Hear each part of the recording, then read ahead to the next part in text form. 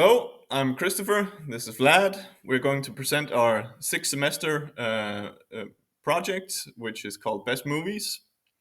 It's an app that we have made in React and C Sharp as a backend. We're using Azure SQL as our database. We're connecting these things through GitHub and Azure Cloud, where we are hosting it currently. We have a CI/CD pipeline that helps us deploy this on the cloud. And yeah, I think. Yeah, And now Vlad will show you the give you a small demo of the app. yeah. So this is our front-end application with our very nice logo. Here we have a login screen. You can either sign up or log in if you don't have an account. You can use Google authentication, and we use Firebase for the login and the session tokens. So let's quickly create an account. Let's use Lauritz um, for the demo. Hope you don't mind. So here we just have to um, do a basic login, which we would normally do on everywhere, and the account is getting created. And here we got on the landing page in our application.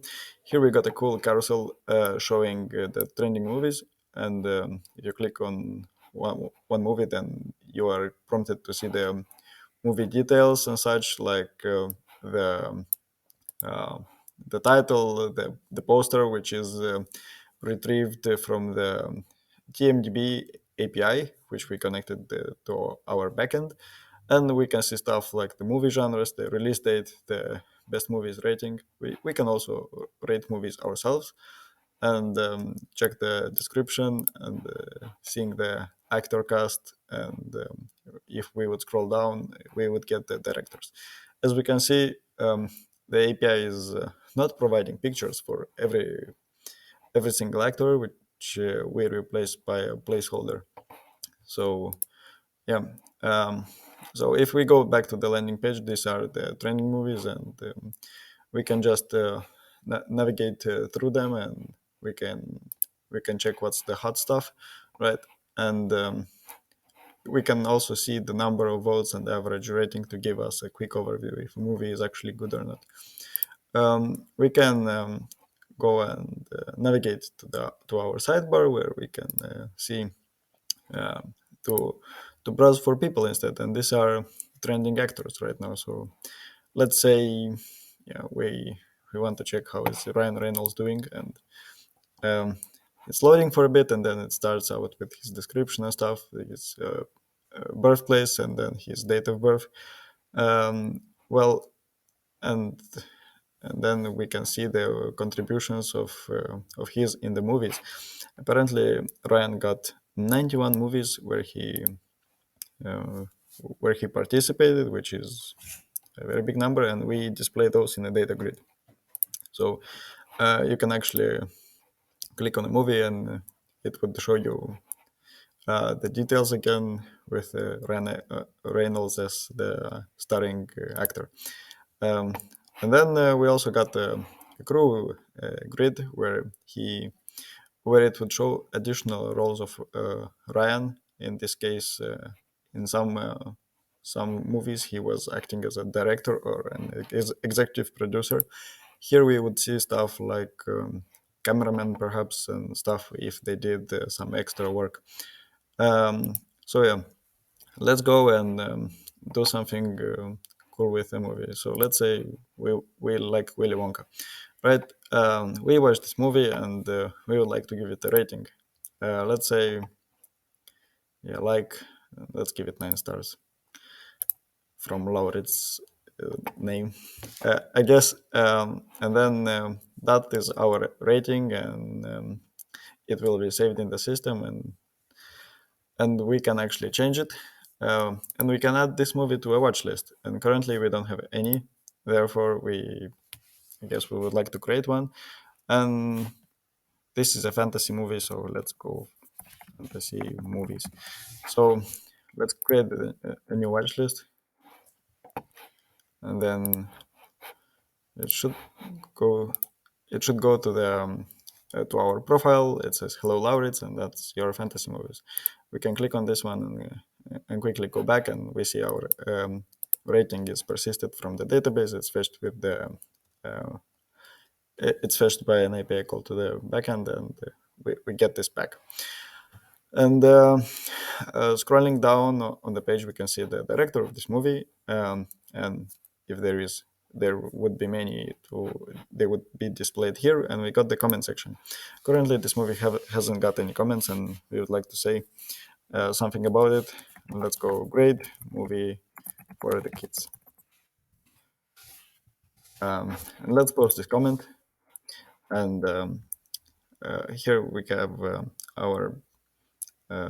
our account that has posted in a few seconds ago, and we can see this one, and He can like it as well. yeah, we can give likes, and let's do a quick demo where we could log in.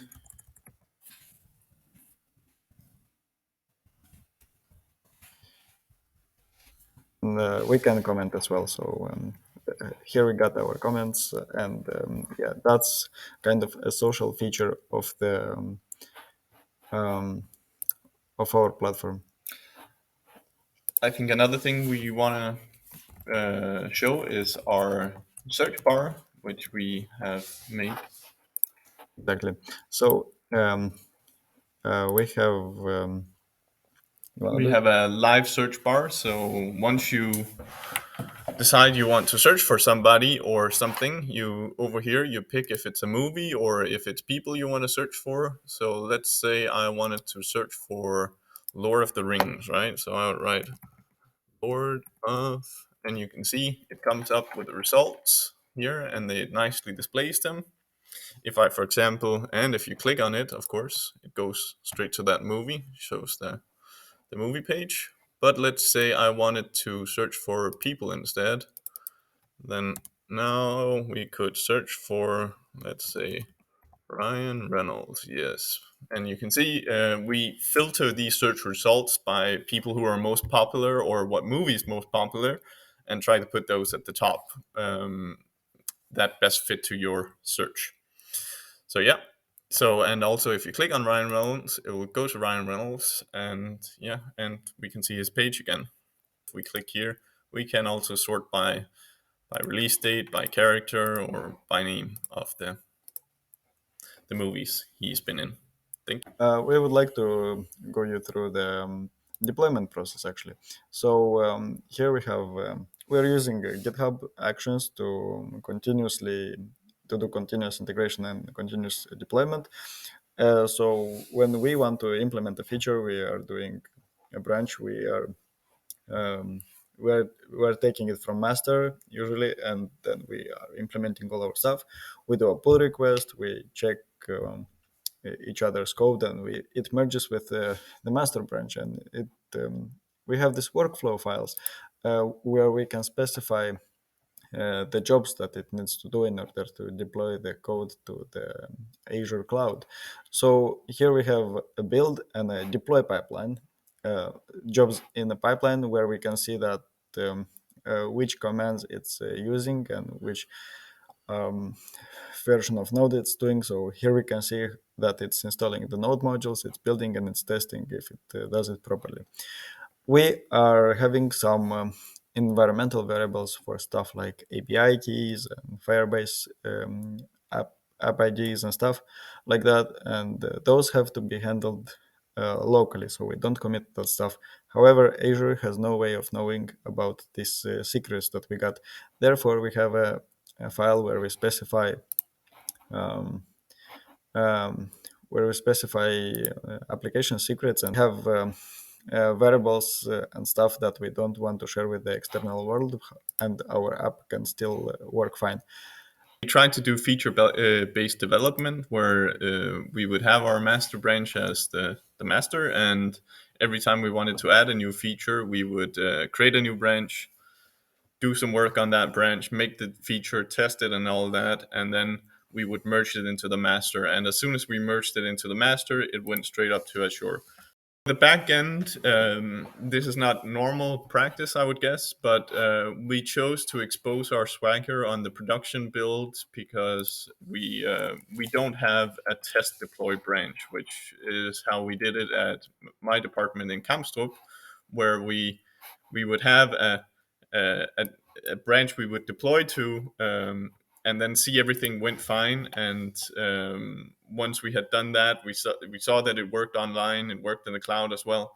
Then we would deploy to the master branch. We aren't doing this in this project, so therefore we thought it was okay to expose the Swagger here in the production, because it's kind of also our test branch. It's an easy way to test that what we have in production actually works. Um, Yeah, in a normal scenario, we would have a development environment that is also deployed on the cloud, so we can test that everything is running fine on the uh, not on our local computers, but how it behaves in the cloud environment. And here we can check our Azure portal for the stuff we got. So here we have the SQL database, which is um, which is configured to be as cheap as possible. And since we are trying to save resources because we are limited on the credits and we are trying to be thoughtful about it, so we can check the utilization and how many percentage it goes on the load about the computations, and how if it's reading data, if it's being fetched. And we can check here also the downtime of the application if it happens. Yeah. a quick thing to note about this that I think is important is that our deployments are at the cheapest tier, which means that they will go to sleep if they don't see a workload. So when you go to look at the app, it needs about 5 minutes tops to start up. The backend might start up before the database, meaning that it might look like everything is up and running, but you won't be able to post comments and do user stuff, because that is handled by our database, and or at least some of it is, and therefore you won't be able to reach that stuff until the database also starts up, which takes a little time as well. It goes into a sleep mode. We hope you'll give it a little time to warm up when you test the app. Yeah. Um, Yeah, there goes that. That yeah. was our project, and we think it was a success, especially for like only a two-people team. However, we think the goals were achieved, and we did a really nice DevOps project, and we found out that this cool way of working, and we really enjoyed doing this, and we are looking forward to do more DevOps stuff in the future and actually make the world see our nice project. Yeah. For me, I think yeah, same as Lad. I think we got most of there were a lot of features that we wanted to implement that we didn't get the time to. I'll be honest. But and we have some of them ready in the back end that just need to be deployed on the front end. But I think what we chose to focus on was the CI/CD pipeline, which was an uphill battle to get started. But once we got it started, it really works, and we really see the benefits of this. It's nice, and it's automated, and you get clear results on what's going on. Yeah, and I think we made a good choice with Azure. They really nice to work with. Works really well with C Sharp and such. So yeah, thanks for listening to us. Bye. Yep, thanks a lot.